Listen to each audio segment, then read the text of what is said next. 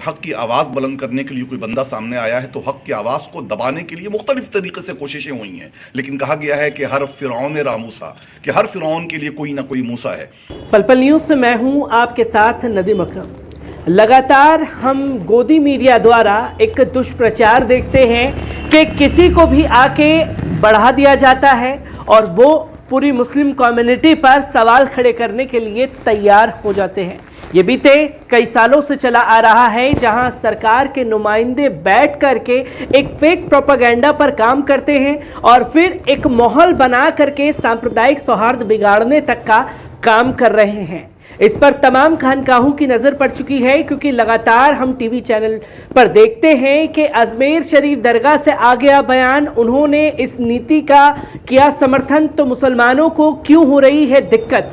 आज मेरे पीछे एक बैनर देख रहे हैं, सूफी इत्तेहाद मिल्लत पूरी तरीके से सक्रिय हो चुकी है और उसमें कई सारी बातें निकल करके आई हैं और तमाम खानकाहों के लोगों से हमने बात की है और उनका इस पर क्या कुछ कहना है, एक बार नज़र डालते हैं। आज हजरत सूफी इत्तेहाद मिल्लत की तरफ से एक प्रेस कॉन्फ्रेंस आयोजित की गई, जिसमें आवाज़ उठाई गई जो मुस्लिमों के खिलाफ फेक प्रोपेगेंडा चलाते हैं टीवी चैनल पर बैठ करके। किस तरीके से देखा जा रहा है, क्योंकि आपने आवाज़ उठाई है तो आवाज़ को रोकने की भी कोशिश की गई है। देखिए, बारगाह हुजूर गरीबनाथ से अजमेर शरीफ से जब भी सदाए हक बुलंद हुई है, उस चौखट के खादिम सैयद सरवर चिश्ती ने की है।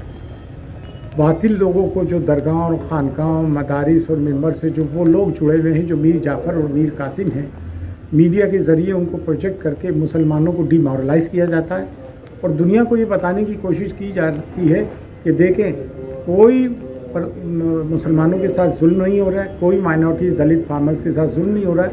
ऐसे लोगों को प्रोजेक्ट करते हैं, जैसे कि आपने फार्मर्स आंदोलन में देखा। गोदी मीडिया का रोल देखें और सोशल मीडिया नहीं होता तो सच्चाई पहुंचती नहीं है। ये तंजीम बनाने का मकसद ये है कि तमाम दरगाहों और खानकाहों के उन लोगों को जोड़ा जाए जो हक परस्त हैं, तालीम याफ्ता हैं और एक फ़िक्र रखते हैं। इसके 3 स्टेजेस होंगे। हम फर्दर एक्सपेंड करेंगे इसको और वसी करेंगे इस पैमाने को।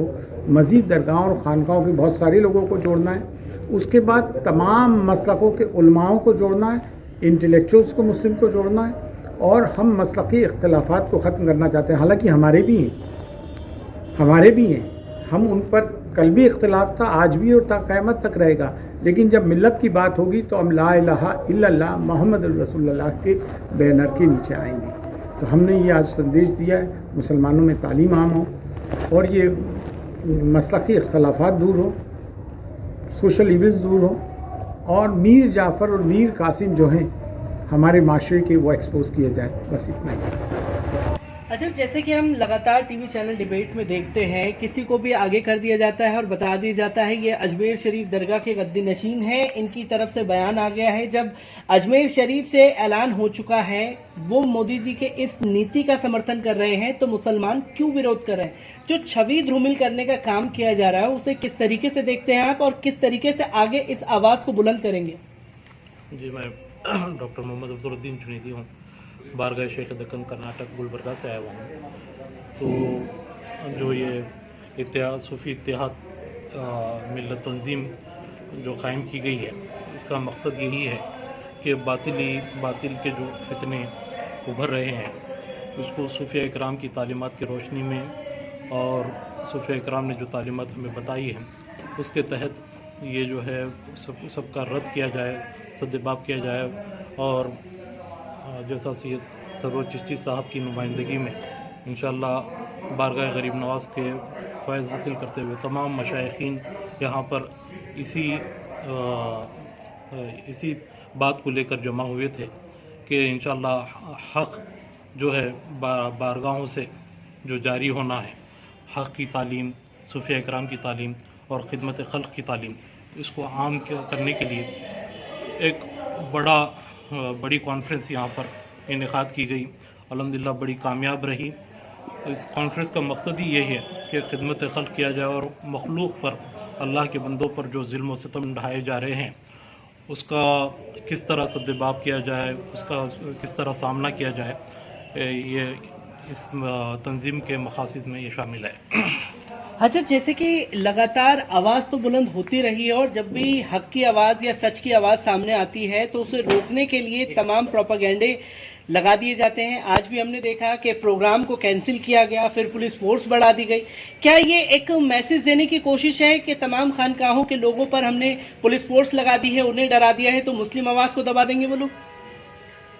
मैं सैयद सैफुद्दीन अज़दक खानकाह बशीरिया अज़दकिया नालंदा बिहार से हमारा ताल्लुक़ है और तहरीक पैगाम इस्लाम और संघर्ष समिति, संविधान बचाओ संघर्ष समिति जमशेदपुर झारखंड से हम रिलेटेड हैं और हज़रत की दावत पर मैं यहाँ आया हूँ।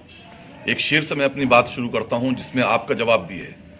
किसी शायर ने खूब कहा है कि कुछ न कहने से भी छिन जाता है एजाज़ सुखन, कुछ न कहने से भी छिन जाता है एजाज़ सुखन, और चुप रहने से भी जालिम की मदद होती है। तो हकीकतन ये है कि जिस तरीके से आज जुल्म हो रहा है हर तबके के ऊपर, सिर्फ मुसलमानों के ऊपर नहीं है बल्कि दलित हैं, ओबीसी है, किसानों का मामला सामने है, और बल्कि यूँ कह लीजिए कि गरीबों पर मदद हो रहा है। अभी गैर मुस्लिम भाई ने हमसे कहा कि हकीकत ये है कि हिंदू मुस्लिम सिख ईसाई का मामला नहीं है, हुकूमत पूरी तरीके से 10 करोड़ गरीबों को ख़त्म करना चाहती है। ये एक तरीके से जुल्म का मामला है और ऐसे मौके पर दरगाहों की और खानकाहों की और ज़िम्मेदारान कौम की जिम्मेदारी होती है कि वो आगे आएँ और इस जुल्म के ख़िलाफ़ अपनी आवाज़ बुलंद करें। और हर ज़माने में आप देखेंगे कि जब भी इस तरीके के जालिम लोगों ने अगर सर उठाया है और हक़ की आवाज़ बुलंद करने के लिए कोई बंदा सामने आया है तो हक़ की आवाज़ को दबाने के लिए मुख्तलिफ तरीके से कोशिशें हुई हैं। लेकिन कहा गया है कि हर फ़िरौन रामूसा, कि हर फ़िरौन के लिए कोई ना कोई मूसा है। हम उम्मीद करते हैं कि आज हज़रत मूसा अलैहिस्सलाम के नक्शे कदम पर चलते हुए, हज़रत सैयदना इमाम आली मकाम सैयदना इमाम हुसैन के नक्शे कदम पर चलते हुए ये हुसैनी जमात आज खड़ी हुई है और इंशाअल्लाह तबारक व तआला जल्द अज जल्द पूरे हिंदुस्तान में एक कसीर तादाद में उम्मत हमारे साथ होगी और इंशाअल्लाह तबारक व तआला हक़ की आवाज़ बुलंद होगी। और इन बातिन ताकतों को जो ये समझ रहे हैं कि इन्हें हमेशा के लिए यहाँ आ गए हैं और ये इनका इक़्तिदार, इनकी हुकूमत, इनकी ताकत जो है ख़त्म होने वाली नहीं है, वो अनकरीब इन्हें ज़लील और रुस्वा होना पड़ेगा। भारत का संविधान जीतेगा, भारत की कौम जो है और भारत के जो लोग हैं उनकी फतह होगी, उनकी जीत होगी। तो दोस्तों, आपने तमाम खानकाहों के लोगों की बातों को सुना और खास तौर पर एक फेक प्रोपेगेंडा जो मुसलमानों के लिए बनाया जाता है कि वो ये फला तंजीम से हैं, इनको बदनाम करने के लिए तमाम हथकंडे अपनाए जाते हैं।